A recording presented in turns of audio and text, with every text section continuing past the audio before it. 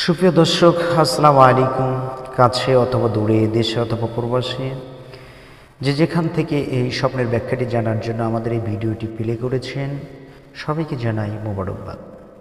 সুপ্রিয় দর্শক, আজকে যে বিষয়টি নিয়ে কথা বলবো সেটা হলো, আমরা স্বপ্নে অনেক সময় দেখা যায় মৃত ব্যক্তির সাথে আমাদের সাক্ষাৎ হয়। সুপ্রিয় দর্শক, স্বপ্নে যদি কোনো মৃত ব্যক্তিকে যদি দেখা হয়, তাহলে এই স্বপ্নের ব্যাখ্যাটি কী হয়? এটা কি ভালোর দিকে ইঙ্গিত করে, নাকি এটা মন্দর দিকে ইঙ্গিত করে? সুপ্রিয় দর্শক, স্বপ্নে যদি কোনো মানুষ যদি আপনার মৃত ব্যক্তির সাথে সাক্ষাৎ করতে দেখে, তাহলে এই স্বপ্নের দিক দুটি দিকে নির্দেশন করে।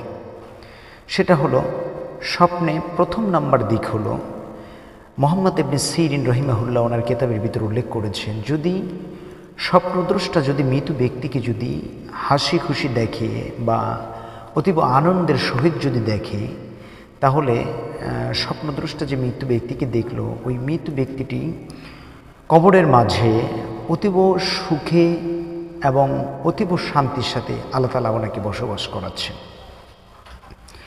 স্বপ্নদ্রষ্টা যদি মৃত ব্যক্তিকে যদি দুঃখ অনাথ অবস্থায় যদি দেখে বা যদি ভয়ানক অবস্থায় যদি দেখে, তাহলে এটা মৃত ব্যক্তির জন্য অতীব দুঃখজনক একটা বিষয়। মৃত ব্যক্তি স্বপ্নদ্রষ্টাকে এটাই বোঝাচ্ছে যে, বাবা, আমি কবরের মাঝে পড়ে গেছি, আমি তো অনেক দুঃখ এবং কষ্টের ভিতরে আছি, আল্লাহ আযাবে আমাকে গ্রেপ্তার করে ফেলেছে।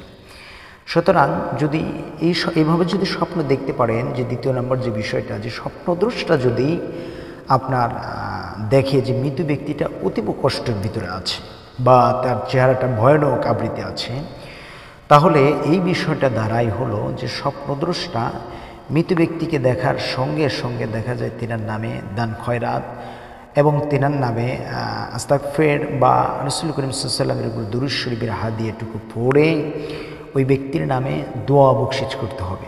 সুপ্রিয় দর্শক, এই ছিল আজকের এই মৃত্যুর ব্যাখ্যাটা। সুপ্রিয় দর্শক, যদি আমাদের এই ভিডিওটি যদি ভালো লেগে থাকে, অবশ্যই লাইক, কমেন্ট, শেয়ার করে আমাদের সাথেই থাকুন। ধন্যবাদ।